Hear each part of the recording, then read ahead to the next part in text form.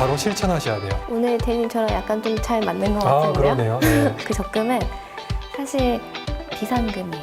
여기 말씀하셔도 된 구독, 좋아요, 알림 설정까지 부탁드려요.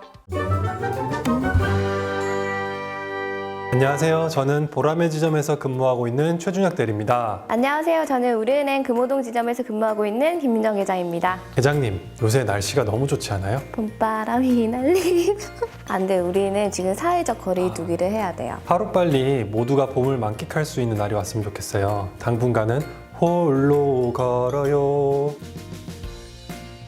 통장 쪼개기 많이들 들어보셨을 텐데요. 가장 재테크의 기본이라고 저는 생각을 하거든요. 맞아요. 많은 분들이 재테크를 하고 싶어 하시는데 이제 방법을 몰라서 이제 다가가기 어려워서 못 하시는 분들이 많은데요. 그런 분들한테 추천드리면 좋을 것 같습니다. 통장 쪼개기는 통장을 쓰는 용도에 따라서 분류를 하는데요. 크게 4가지로 분류할 수 있어요. 첫 번째로는 월급 통장, 두 번째로는 소비 통장, 세 번째로는 투자 통장, 네 번째로는 비상금 통장이 있습니다. 이제 첫 번째인 월급 통장 같은 경우에는 고정적인 지출을 하는 통장으로 공과금, 월세, 그다음에 통신료 이런 고정적인 지출을 하는 통장이고요. 불규칙적으로 이제 소비를 하게 되는 쇼핑 아니면 교통비, 식비 이런 거를 이제 쓰는 소비 통장이 있고, 투자 통장은 적금이나 펀드, 주식을 운용하는 자금을 마련해 두는 재테크 통장이라고 보시는 게 좋으시고요. 그다음에 이제 경조사비나 갑작스러운 비상금이 필요할 때 쓰는 비상금 통장이 있습니다. 이 통장들을 이제 잘 쪼개는 팁을 하나 드리자면, 급여 통장은 모든 돈을 다 분배를 하는 역할을 하잖아요. 그러니까 이제 입출식이 자유로운 통장으로 개설을 하는 걸 권해드리고요. 그리고 이제 비상금 통장은 우리가 이제 언제 돈을 쓸지 모르잖아요. 경조사나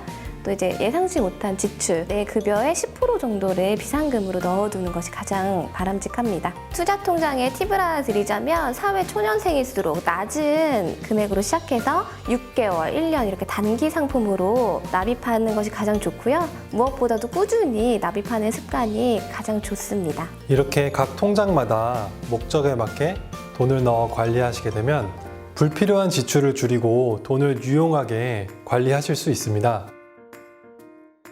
많은 분들이 궁금해하시는 상품 중에 하나가 주택청약 종합저축이라는 상품인데요. 이게 내 집 마련을 하는 상품이고, 또 언제 들면 가장 좋냐라고 물으시면 빠르면 빠를수록 좋다라고 저는 말씀을 드려요. 기간이 가장 중요하기 때문에 2년 이상 유지하면 1순위가 되잖아요. 그래서 저는 빠르면 빠를수록 좋다라고 추천을 드립니다. 네, 저도 같은 생각이에요. 이제 미성년자 때는 가입 기간이 2년밖에 인정이 안 되니까 미성년자 이후에는 이제 꾸준히 월 10만 원씩 불입하셔가지고 주택 청약 납입 기간을 늘리시는 게 가장 좋은 방법인 것 같습니다. 오늘 대님처럼 약간 좀 잘 맞는 것 아, 같은데요. 그러네요. 네, 생각이 좀 저도 비슷하시네. 10만 원이라고 생각을 해요. 그래서 너무 많은 돈, 큰 돈을 불입을 하게 되면은 그렇죠. 청약 같은 경우는 중도 인출이 절대 안 되는 상품이어서 여태 이렇게 들어왔다가 내가 돈이 필요해서 해지하는 경우가 있어요. 그러니까 10만 원으로 가장 안전하게 납입을 하는 것이 좋습니다. 이렇게 해지하게 되면은 또 납입 기간이 또 2년을 또 채우셔야 되니까 주택청약저축은 적금, 이런 목돈 만드는 상품이 아니라 내 집 마련을 위한 상품이라는 거 꼭 명심해 주세요. 적금에는 자유적금이랑 정기적금 이렇게 두 가지가 나뉘어져 있는데요. 첫 적금이라면은 우리 자금의 유동성도 좀 생각을 해야 되잖아요. 그러니까 저는 자유적금을 추천해드리고 싶어요. 초반에 의욕이 좀 과다하게 앞서서 본인의 이제 지갑 사정에 비해 좀 많은 금액을 또 이제 적금으로 투자하게 되면은 약정 기간을 다 못 채우고 중도에 해지를 하기 때문에 적금의 약정된 이자를 다 못 챙기는 경우가 많으세요.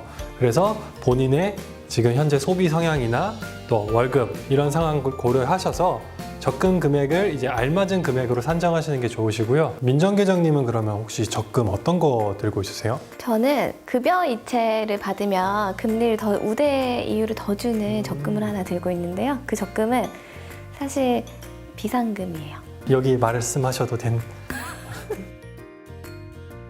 저는 사실 재테크에 있어서 가장 중요한 게 돈을 최대한 안 쓰는 거. 가장 힘든 일이죠. 돈을 안 쓰는 건 가장 힘든 일인데 어느 정도의 강제성이 있어야 돈이 좀 모이는 것 같아요. 적금이나 뭐 이런 식으로 어느 정도의 강제성이 있는 상품을 가입해서 일정의 금액을 모으셔가지고 이 금액으로 나중에 뭐 부동산이든 뭐 초기 투자 자금을 어느 정도 본인이 만드시는 게 가장 중요하다고 생각을 하고요. 준혁 대리님이 아주 똑소리 나게 지금 설명을 잘 해주셨는데요. 시작해야지 하면서 못하는 게 또 적금이고 또 재테크고 그렇거든요. 그래서 마음 먹었을 때, 생각났을 때 바로 시작하시는 게 가장 좋습니다. 그리고 이제 사회 초년생 같은 분들한테 여유 자금이 많이 없으시니까 굉장히 소액의 자금으로 한 번씩 경험을 해보셔가지고 본인한테 맞는 투자가 펀드인지 아니면 주식인지 아니면 적금인지 이런 식으로 좀 파악을 하셔가지고 나중에 그걸로 돈을 더 많이 부자 되세요.